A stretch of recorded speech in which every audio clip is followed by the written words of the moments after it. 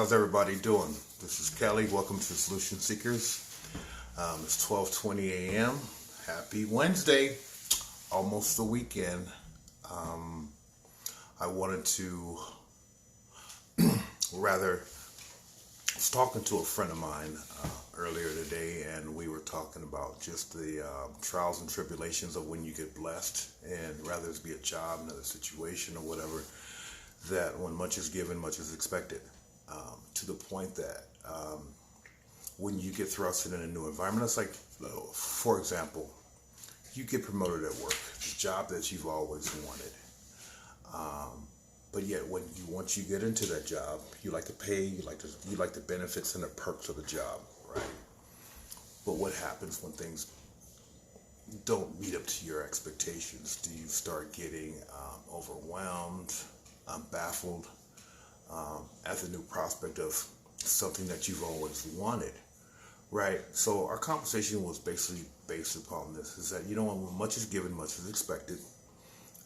When you level up, you're going to be pressed with some new situations, new environments, and new predicaments that you may not be able to handle at the time. But you have to always remind yourself that, you know what? If not now, if not me,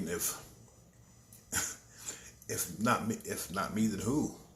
I'm the right person. This is something that I've always wanted. So therefore, I'm going to have to be able to try to manage everything that comes into that.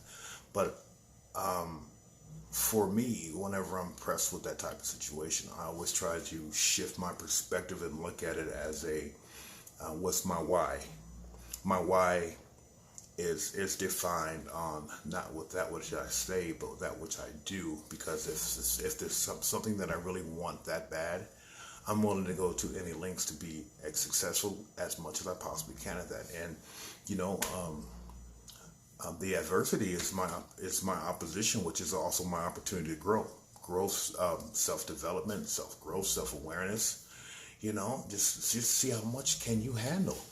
Can you manage it? And it's easier said than done, depending on what the situation is. But my why, for all intents and purposes, is why I'm doing what I'm doing. And then so those bumps, those little roadblocks, those little hurdles, and those little obstacles in the way don't seem to be as paramount. But I've always been the type of person I want to do everything on my own, right?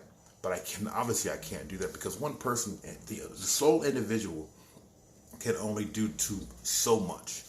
Collectively, we can do a whole lot. I'm not just saying just at work. I'm just saying just trying to manage the situation emotionally, which I think that's where most of, as being human beings, I think that's where most of our issues are at.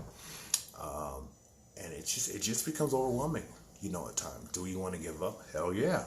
Man, do I really want this? No, maybe I should go back to where I was nice and comfortable. But I found out that for me personally, whenever I was comfortable, there was no growth. So over the last few years, I've just accepted the fact that I thrive the best is when I'm uncomfortable. So I'm comfortable with being uncomfortable, and then when everything is like going all well as planned, everything I've conquered everything that was in my path, right? And then when everything is just smooth sailing, I get nervous. I get really nervous, and then nervous because I just got so used to having those obstacles in my way to when that's where I thrived. And I wish I would have known this so many years ago, because I've always ran from any type of opposition. I ran right to a liquor store, right into a bottle, more dysfunction. But today, man, once I removed all the dysfunction, I can see that, my thinking has always been my dysfunction, but now my thinking is one of my best assets, and also my faith.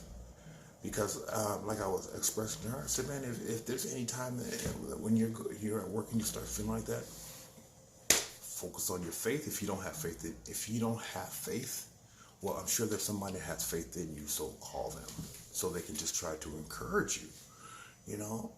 But it's never what anybody tells you, but it's what you tell yourself when you're all alone and it's just you within that the opposition that you have to face. Hopefully you'll tell yourself something that's redeeming, and this is just a moment. Tough times don't last, but tough people do. Whatever situation is, it's not gonna kill you. You're not gonna be homeless. You're not gonna, lose your kids. You're not gonna, end up doing a life in prison as a result of whatever it is. So just run to it, deal with it the best you possibly can, you know, and just remember that, man, everything that you're presented with is just first and foremost, it's something that you wanted, right? And then now, since it's something that you wanted, you like the results from it. So therefore, you're going to have to deal with the carnage from it, for good, bad, or indifferent. And, that's just a fact of life, because I look at it's about self-management, and everybody's in a box. So I got to manage myself in a box. I got to manage my coworkers in a box. I got to manage my friends that are in a box. But I remove the box, and I just see people or situations, and what's my best way to navigate through the emotional carnage as a result of all that. My one thing is I got to get over myself, and then start looking at the situation from a more practical approach. How can I best do this? And I try to apply those concepts in most aspects of my life. Not always successful, but then I start finding out what works versus what doesn't work. And then now I got some more refined concepts on which I could just add to my arsenal, just pull it out as needed, whenever it's needed. Because for me, it's I always need something to try to get over those little hurdles. Like I've been professing the last few weeks, this health issue, and it's been holding me hostage. But not today, at least not for this moment. So I can embark on that and say, look, it's never what happens that's ultimately the problems, but how I respond to it. And thankfully today I don't respond emotionally to most situations. There's always a few, but that's a true blessing in itself, because I love me today more so than most people are ever going to love me. But I love me. So, and that's not to be egotistical, because I love me based upon my actions and how I treat myself today. I've treated myself way better than I ever have before. I'm going to treat myself, because if I can't treat myself well, how can I possibly expect other people to treat me well? See, I know how I want to be treated. Whether that's at work, whether that's at interpersonal relationships or family situations or whatever. Sometimes I'll just go do me right over there. If it's at work, obviously from at work, I'm going to have to deal with the situation. But sometimes the best thing to do is not to do anything at all. It's just put it on pause. And until the time comes where you're able to navigate through that situation to the best and the greatest of your ability, and hopefully learn something from it. Because you know what, if you keep going through the same situations and you keep getting the same response, well, that tells me that, man, maybe there's something about myself that I need to change, or maybe it's my perspective, because I'm a perspective and process guy.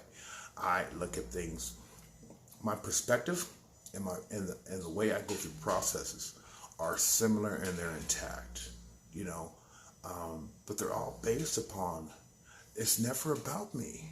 Sometimes it's about the other person. What can I kind of do to try to facilitate whatever's going on, especially in the workplace? Because I think that's where most people's problems are. Or if you live in LA, it's driving, but that's a completely different story. But I just want to chime in on that real quick, and I think I'm going to chime in. I'm probably going to add a little bit more to that later on, because there's some other stuff that attached to that, because I'm running late. I have to get to work. So everybody, I hope you have a good night, a good day, Wednesday, and please like and subscribe if you haven't, and have a great day.